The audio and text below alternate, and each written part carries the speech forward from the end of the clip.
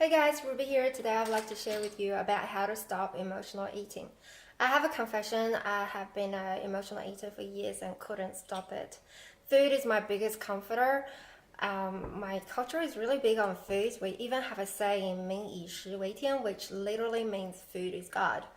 And when we greet each other, we don't ask, how are you? We normally ask, have you eaten? What did you eat? I know it sounds pretty nosy, isn't it? And my mom and aunties always show their love through food. They will prepare 3 or 4 dishes in a meal, and my best memory is always around the dining table. We talk and laugh and share the highlights of the day. Even after I'm full, my mom still encouraged me to eat more. It was really disrespectful to reject her, so I just have to take all that food.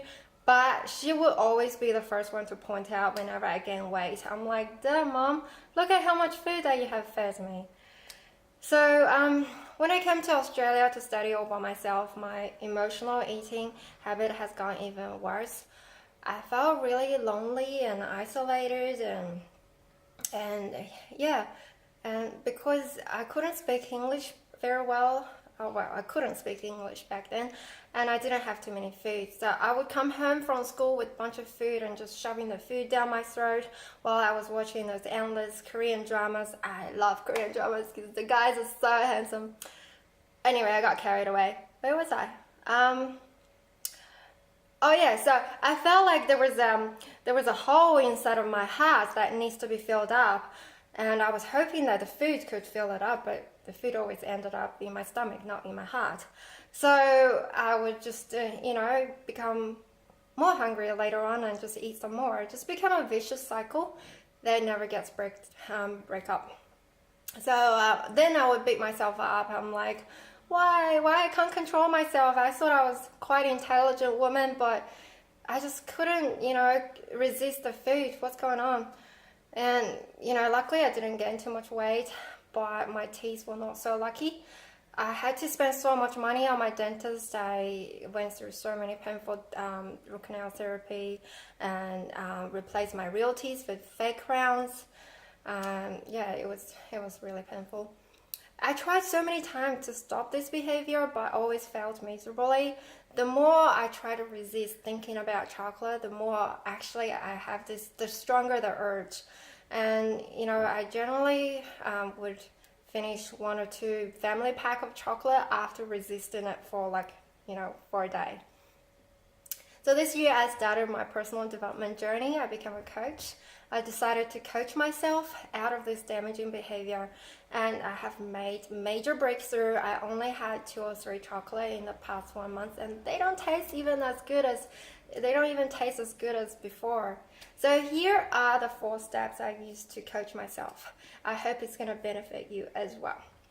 Step 1 is to recognize when you have emotional hunger. Emotional hunger is very, very different from physical hunger. It hits you all of a sudden, and you just have this overwhelming urge of wanting to eat immediately. You normally run to certain comforting food like chocolate, donut, cake, ice cream, and all that. And you're not aware of what you're eating and how you're eating it, so you're eating with like an absent mind, but you just want to shut the food down as quickly as possible. And you normally would feel guilty, shame, and regret after eating the food. In physical hunger, on the other hand, is it rises up gradually. You don't mind having those healthy, boring foods, and you feel good about eating it, and you're generally aware of what you're eating and how you're eating it. And so these days I generally put some healthy food in my bag, like carrots and nuts and apple. So I force myself to eat those healthy foods whenever the emotional hunger hit me. Now, step 2 is to recognize the emotion that triggers your hunger. See, the reason that we have emotional eating problem is because we want to avoid feeling certain emotions. We want to eat our way out of those feelings. Our brain is so good at doing that, it becomes an automatic response by default. You'll find yourself reaching out for food before you even realize you're experiencing certain undesirable emotions. So then your emotion gets comforted temporarily, your life gets on as usual, but the hunger comes back again and you will eat some more. So it just becomes a cycle that seems to be impossible to break. So I would like you to sit with your emotion for a little while before you reach out for food. I know it can get a bit uncomfortable, but this is the only way to break the pattern. So ask yourself, what emotion am I experiencing right now? Is it anger, frustration, stress, boredom, unforgiveness, grief, sadness, loneliness, resentment, guilt, shame, regret, grief, or any other negative emotions? And also ask yourself, what situation triggered those emotions? Did something happen at work, something happen at home, or somebody say something to you? Sometimes it can also be a memory flashback from your childhood. Maybe it could be you all of a sudden subconsciously you remembered that you wanted a hug so badly from your mom, but she pushed you away, or your dad disapproved you whenever you couldn't work out a math problem. That happened to me because my dad was really disappointed that I wasn't good at math growing up. You know, all Asian kids supposed to be good at math, right? Anyway, so now I would like you to close your eyes after you have identified your emotion. So close your eyes right now and imagine there is a mini you inside of your heart, the child version of you. And you can see all these emotions on her face and in her body. You just gently walk up to her, you pick her up and hug her really tight and say, "It's all right. I love you. Thank you. We're gonna be fine. We have each other." You can also physically hug yourself while you're imagining this and keep on repeating until your emotion calms down. Now let's move on to step 3. Identify the thoughts that triggered your emotion.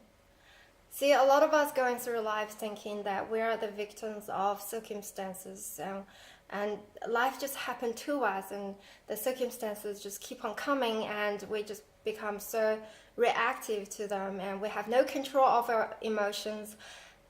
We feel happy when our kids are behaving well. We feel grumpy when the customers are giving us a hard time at work. And, but I realized that there is actually a step in between the thoughts and between the emotions and the circumstance. We don't have to feel like we're a victim all the time. We get to choose what sort of thoughts we want to exactly the same situation, and then we get to experience different emotions. I can prove this to you. For example, 2 people can experiencing raining day at the same time, but one person can be so grateful that the rain is watering his garden, and another person can be so grumpy because he has to cancel all his outdoor activities. So when I find out that we don't have to be the victim of life and we don't have to be reactive to the circumstances, we get to decide what emotions we want to experience by choosing the feeling, by choosing the thoughts that we want to have.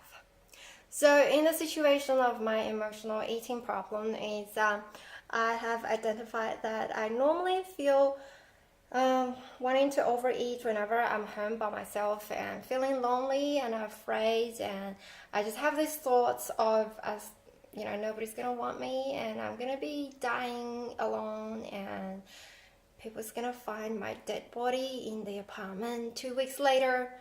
I know it sounds pretty silly, but it's a real fear for a lot of people.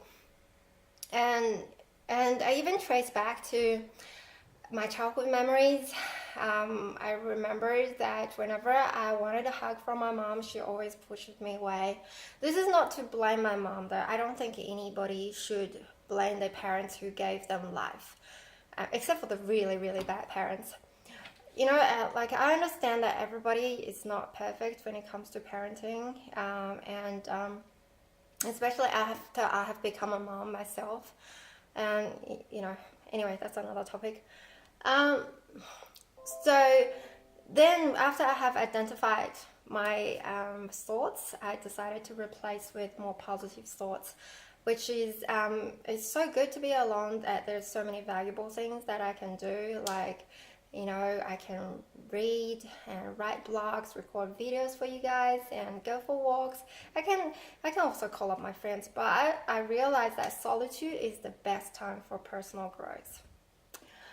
I have to admit that this is not an easy process because our brain is trained, it's designed to worry. It has kept us surviving millions of years, and so it can feel really, really unnatural whenever you try deliberately to choose a positive thoughts, and but it's just like you exercise a neural pathway. It's just like exercise on your muscle. Now let's move on to step 4, which is really crucial as well, which is don't beat yourself up whenever you overeat. See, like a lot of us think that whenever I overeat, I just punish myself by thinking I'm a failure, I should feel guilty, shame on you, why you just can't break this behavior, are you dumb? And you just keep on, you know, saying all these bad things about yourself. But remember in step 2 that we have talked about that the emotional eating problem feeds on those negative emotions. So I would like to encourage you to be gentle to yourself, show yourself more love, and you know, always reward yourself whenever you make any little progress. And you know, like, you deserve all this love to yourself. Be patient, my friend. It's a process. You will eventually get there. Okay, so that's it for this video. If you like this video, please subscribe, and so I can make more videos about personal development. Also, please check out my website in the links below, and book a free coaching call. I would love to talk to you, and I'll see you in the next video. Bye. And always remember, you are beautiful.